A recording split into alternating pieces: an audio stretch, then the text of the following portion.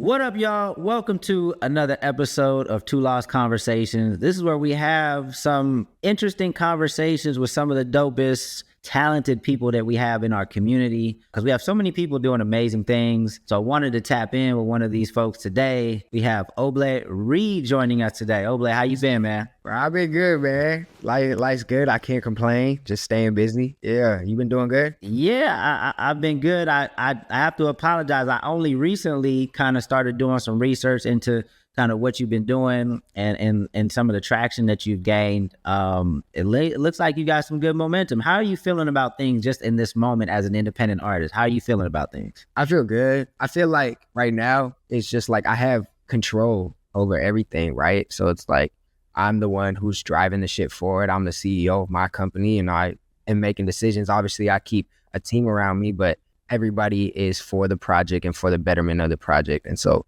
it's been cool to just build from the ground up and watch as the foundation has expanded, and then just building on top of that and meeting new people along the way and people buying in and seeing that we actually got something going on. So it's dope because, you know, your journey as an independent artist, you're going to have hopefully some super high highs, but unfortunately there's some times where you don't feel as confident. So I like to check in to see kind of where you are on the peaks and valleys at this current moment.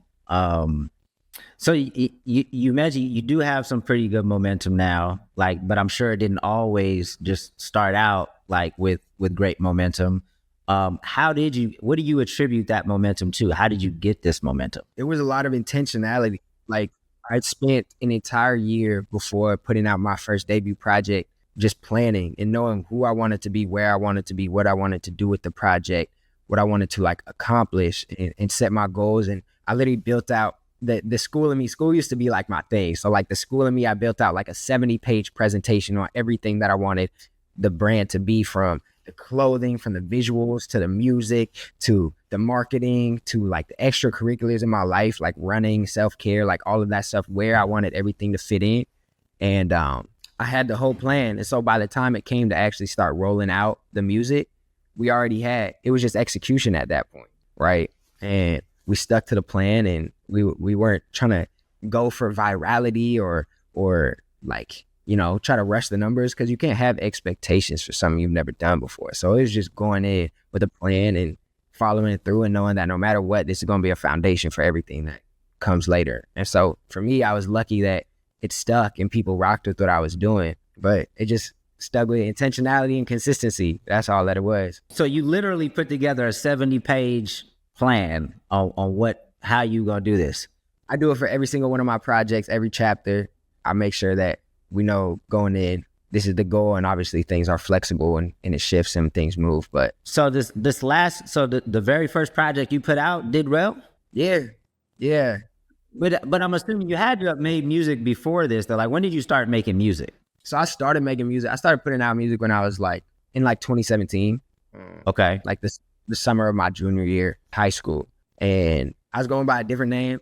And I put out a song actually in 2020, like at the beginning of like COVID, that like did really well on TikTok. And then it got picked up by SoundCloud and like Pharrell's team, and it was part of like a compilation album. But like back then I had no plan. I was just throwing music at the wall. I didn't know what I was doing. So it like fizzled out. And then at the end of 2022, when I was just getting all my plans together and everything, I changed my name and basically started from scratch. So I just reset and I was like, yo, we're going to start fresh and we're going to run it how it's supposed to go. What was your original name and what made you decide to change it? But my original name, it was Moondrop.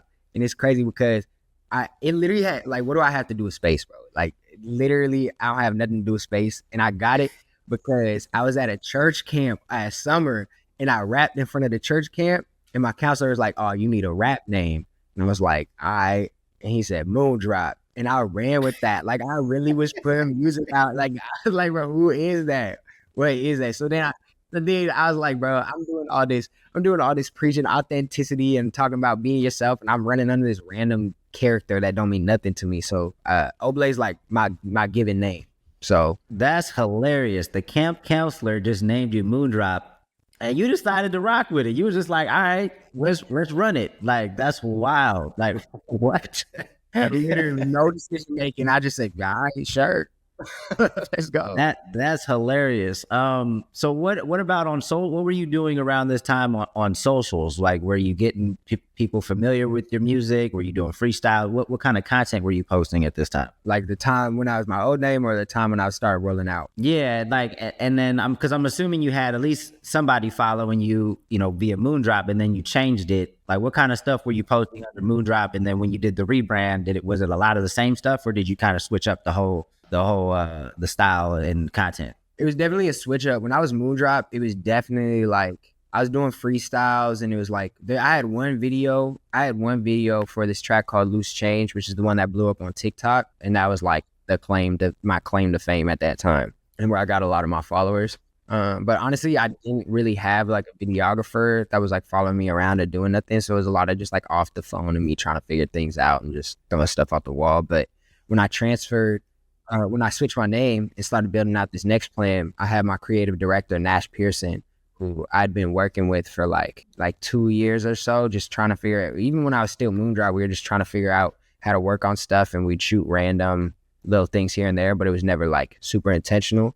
But I was really specific with him about wanting to like world build and bring people into my experience. And so for every single track on the project, we did a visualizer in a different place in the PNW, and I wanted to make it seem like we went to places that are like right down the street, but I wanted to make it seem like bigger than life, and I also wanted to represent the PNW. So like the first thing we put out was in the middle of this lake, there's like this log that just walks all the way out into the middle of the lake. And so I walked like balance beamed out there, and like we shot on it in the middle, and it was like, you could tell that it was Pacific Northwest, like, nature, lake, trees. And so that just started to bring people into the world. And we just, every single day, I'd post like once, maybe even twice, like every single day, just pushing the music until some caught. And it was just the consistency and wanting to make not only quality stuff, but like keeping it in front of the people, which was nice to have somebody that was just with me at all times and invested, just willing to like grind, Yeah. So in terms of people getting to know you, obviously you said the PNW, and for people watching this that don't know what that is, Pacific Northwest, I just learned that term right before we jumped on this. What are some of the other pillars that, as soon as I think Oblé, like what are the things that you want associated with your brand and your story? Definitely a lot of like self-care, mental health. I think that's like an area that's just neglected nowadays, especially in the age of like social media and just like negativity just getting locked into people's head, and it's always in front of you, and doing things to like take care of yourself. I was a big runner. I ran in college. So I ran from second grade through college. And so we do a lot of running content, a lot of fitness. Yeah, I mean, I just take parts of my regular life, whether that's like school and like investing in like the youth educational panels we do a lot of, building community. We do networking nights, and I'm just really trying to build an infrastructure out in Seattle that we haven't seen in a while to give people like a blueprint of how you can make this happen. And so, yeah, it's just authentic, man. No, that's dope. And you talked about like world building. I think it's important to build out that world because some people might, most people are probably going to find you through your music, but somebody might find you through your running content, and they enter your world through that door, and then they find out about the music, or some people might enter the door of the world that's your self-care and your mental health. So I really think it's important, like what you're doing, just kind of building out this entire world. Because no matter where people enter, you want people to enter and then get familiar. There might be people that just like the running stuff, and they don't, gravitate to, and that's okay as long as they're in your world.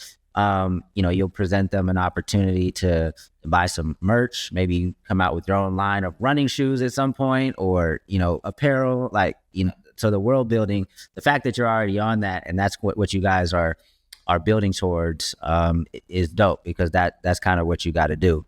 I was going to say, it's also a lot of like being outside and like actually bringing it to the people. Like, I feel like we got so many internet warriors right now that are so comfortable with just being an internet personality that it's like, you don't have any roots anywhere. You don't have a foundation anywhere. And so like, yes, I do all this running content and I do all this like self-care stuff, but also it's like, I want to start a run club. where people actually get together in like real life, face to face, like are working together and like experiencing each other, getting to know people. Because I don't know, that's what people are missing. I feel like, at least me, I'm like, we got live shows still, which is cool, but like I want to be able to connect with people on other levels that's just outside the music. So You should, after this, you should follow my guy Ollie Joseph, who's also an artist, who's also heavy into running.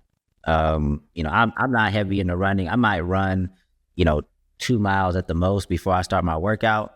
But Ollie gets it in. He'll run like 13 miles, 14 miles on just a regular Saturday, just because. It's like so yeah, I feel like you guys are really connect, at least on the running, so maybe even on the music too. You guys are both dope artists. So connect with Ali, follow his page after this. So you guys can connect on some running stuff. You mentioned your team a few times. You mentioned a creative director and maybe a videographer. What does the team look like currently for you? So I have my manager, Riker. I have a business manager. I have my creative director. I have like my producer / mixing engineer / drummer of my band, who like really helps with all the music composition on the live stuff and also just the recordings. And then got a booking agent over at Wasserman. Shout out Josh. And some other, like, I got my DJ, who's also my best friend. So it's like, it's a lot of people that I've met organically that have just been invested into the project and are just willing to build and not really trying to force anything, And so don't need a massive team, but if people are willing to work together, it's like, welcome, welcome. Yeah. I mean, a lot of artists hit me up all the time. Like, how do I find a manager? How do I find this? I'm like, look, you have to prepare for the fact that it might be a long time before you attract a quality manager, right? So just prepare to do everything.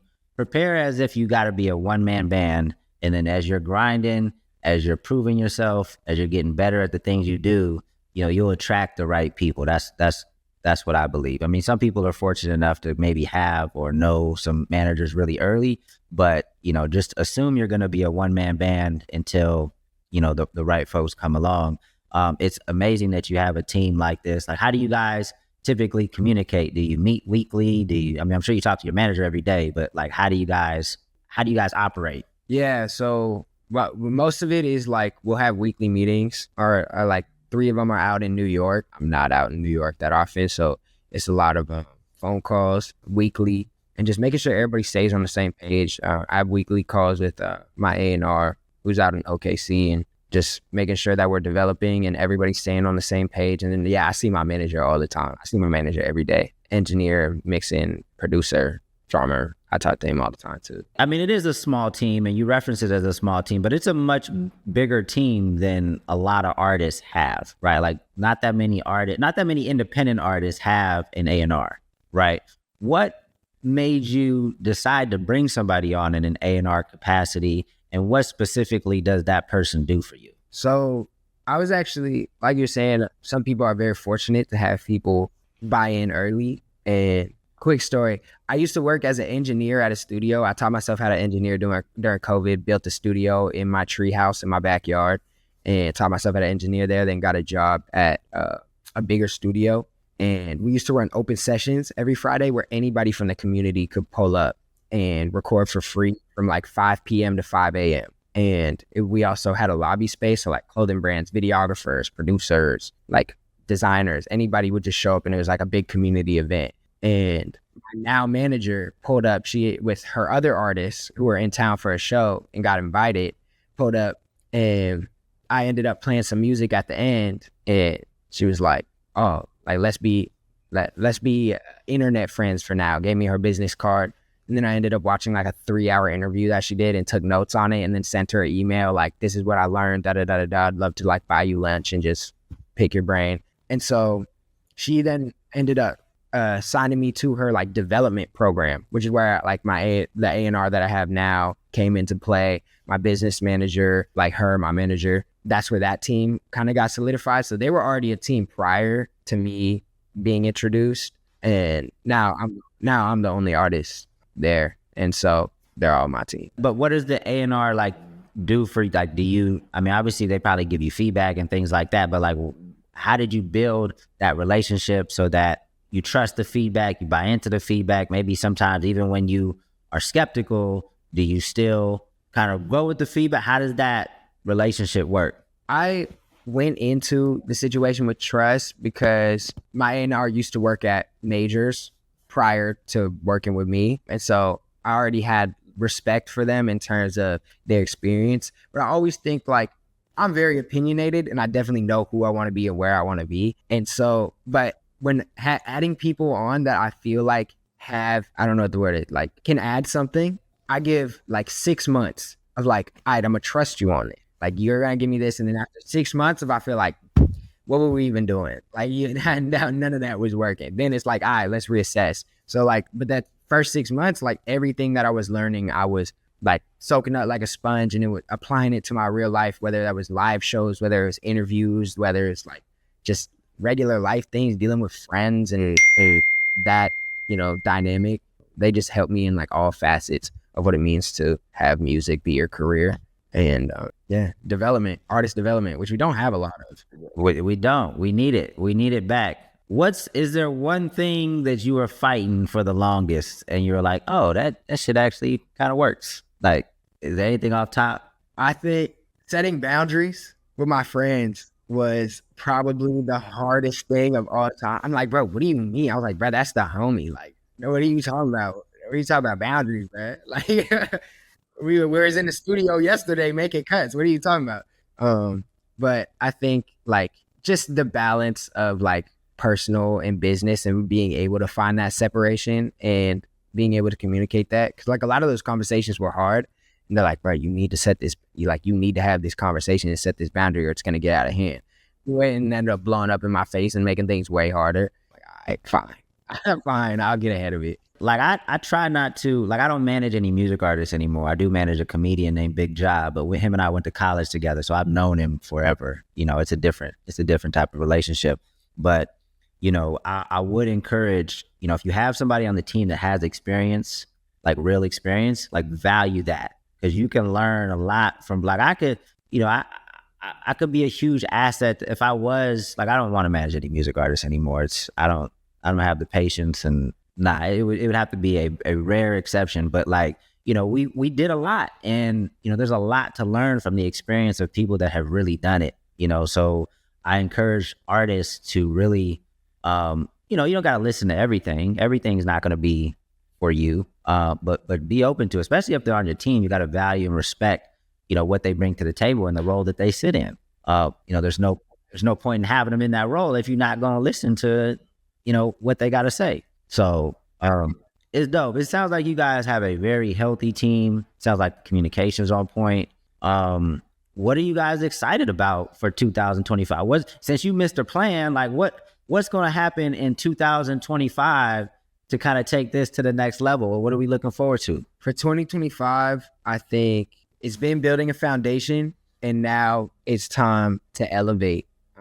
And I really want to focus on, like I said, the community and bringing like more like cultural moments that people can look back on in 5 to 10 years and be like, dang, they was working with and all of them came together. So I have something in the works right now that I've been really like getting all of my peers and other artists that are, the next wave of what's coming to really buy into and see the value of building, not only reaching vertical and reaching for people who have already made it to, give you a leg up, but also reaching horizontal because, in 5-10 years, the people right next to you are going to be the ones running the game. And if you can make a phone call because that's your homie and you invested into that relationship and to make something happen, that's going to be way more valuable than somebody who out the game because they was already, in their prime right now. Man, that's so true. I mean, I'm old enough now to have little homies that can give me opportunities. I've been around that long that the little homies grew up and are running their own companies, doing their own thing. And I'm like, yo, give me a job. You know what I'm saying? Like, so that's how it works when you network across or even support the people that are coming up. It's crucial because you just never know. Things go so fast. You just never know where people are going to sit a year from now, 2 years from now, 3 years from now. So next year we're elevating. What's the music plan? Is it another project? Is it more singles? What's the cadence of releases? Yeah, so we got a project coming next year, and then a smaller EP later in the year. But yeah, we just been working on music. I'm working on technically 3 projects right now, but the one that's the main focus of next year is almost done. Is almost done, and we're waiting on a couple people. If y'all see this, you know exactly who I'm talking about. If it's what you're doing. You waiting for verses? You waiting for verses to come in? That's what you waiting for? We waited for like 2 verses. That's what we waiting on right now. But hey, get these verses in. Whoever it is, man, get these verses in. Yeah, and I know you're gonna see this. I know you're gonna. Nah, hey man, I love it. I hate to say this, but this is my truth, and it's been confirmed so many times. Like, I can always tell if an artist that I'm talking to has either been to college or has at least held down a 9 to 5 for a decent amount of time. Like, there's just a different structure to y'all. It's a different conversation. And I know a lot of people think that, you know, college is overpriced and there's a lot of student debt. But there's a lot of value in going to college. I don't know if you actually, that's a question now. Do you like, what did you take away from college that you think has prepared you for this moment, if anything at all? I think building habits and being prepared is what my educational career held me for. And also like a lot of diligence. Like, you know, I'm building out these decks for the project. Like that's like the same stuff I would do for school presentations, right? And it's like providing that same intentionality. And like I worked really, really hard in school because I had a lot of colleges that I wanted to get into, and I ended up getting into them, but wasn't able to pay for them. And so I ended up running track on scholarship back in Seattle. But I was like pre-med bio, and it's like that comes with a lot. You got to do a lot to do that. And COVID happened, and I ended up like, you know, taking a break and pursuing the music. But like all of those habits and all of the just experience in that realm definitely prepared me for what it takes to separate yourself in the music industry, and also know how to like study the game and study the business and be able to be the CEO of your own company or your own, you know, project. Yeah. No, it sounds like you are prepared to be a CEO, because I push back sometimes like artists are CEOs. Well, you know, in the real world, like real CEOs understand the competitive landscape. They understand their business inside and out. You can't tell me you're a CEO and you don't even understand publishing or like how to monetize. Like, I know you want to say you're a CEO because it sounds good, feels good for social media and things like that. But unless you're really prepared to take ownership of all of those different aspects of what a true CEO does, you know, maybe you're the chief creative officer, maybe you're the founder, but maybe somebody else should act as a CEO. And that's okay. Like, because some of the CEO tasks aren't as glamorous, and you may not want to do like more of the CEO like tasks. But, you know, sounds like you're pretty prepared to kind of step into that role as like a true artist CEO. Facts. And it's also about delegation. Like, you should know everything that is going on, but you should also have the instincts and the wherewithal to put people into positions that you trust, and know that when you give them a task or when something comes across their table, they will either refer to you if they don't know, or understand the business enough where they'll be able to act and know what to do, you know? And so, yeah, I mean, I read a lot of books. I'm reading this taxes book right now. This book sucks. Taxes. Bro, it's so boring. Bro, this book is so boring, but here we are reading this taxes book. Hey, man, that's dope. I can respect that. You know, I'm definitely going to be following the journey from here on out. So let's definitely stay connected. Is there anything else that you feel like people should know that we didn't touch on? The PNW on the rise. Now you know what PNW stand for. Pacific Northwest it's our time, and keep going outside. No more internet warriors, y'all. So here's the thing. Like, so I'm from LA, but it's the San Fernando Valley of LA. Like, when I was growing up, you know, people didn't really respect the Valley. They thought it was, you know, softer. Even if, you know, the valley is very diverse. There's good parts, there's bad parts, much like LA. There's good parts and bad parts. But anyway, so when I used to have a label, with Hobson, and we're from the valley, but I told it, like, we didn't like scream we're from the valley because we knew how people perceive the valley, right? So it was just like, hey, just create good music, and then eventually people will find out we're from LA, and it will be celebrated then.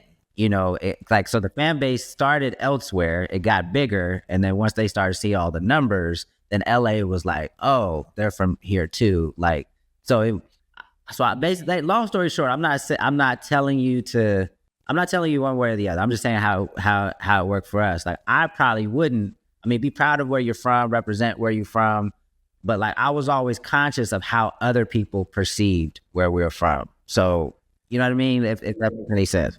Yeah, I mean, and like, if you look at Seattle, like, we have history in grunge music, and like, that was like, we're the birthplace of grunge music, and like, that's what we're known for. But in terms of a hip hop infrastructure, it's like nobody's expecting anything from us. So I believe in the quality of my music. I believe in the quality of the world that I'm building, the narrative. So why not represent my city and bring my region to the world as somebody who's trying to create that blueprint, like I was saying, and give people hope. Because we've had people make it out of Seattle. Yeah. Macklemore? Who else? Who else? Bill Mosey. Okay. We had Sir Mix-a-Lot. Sir Mix-a-Lot. Oh, he's from Seattle. I didn't know that. Yeah. Old school on you. Okay. All right. So there's definitely been a few cats out of Seattle for sure. Yeah. But then in terms of like making it out and then bringing it back to the city and like really, really like reinvesting in the education, not only like just giving people opportunities with the music, but like making sure like people know what's going on and know the scope of the industry. And it's not just so focused on this crabs in a barrel mentality. You want to be neighborhood famous and people bump your stuff at the gas station. Like, bro, it's so much bigger than that. And to having people take their career seriously enough that they want to take it to the world and represent something bigger than themselves. So that's really what we've been trying to build. No, that's dope. I can respect it, man. It sounds like I said, you guys have built something dope. There's a maturity when you talk that I could hear, that I definitely respect. So like I said, man, I'll keep following the journey. This has been another episode of Two Lost Conversations. Hopefully people tap into Oblé Reed. Make sure you follow him on Instagram. Check him out on Spotify. Until next time.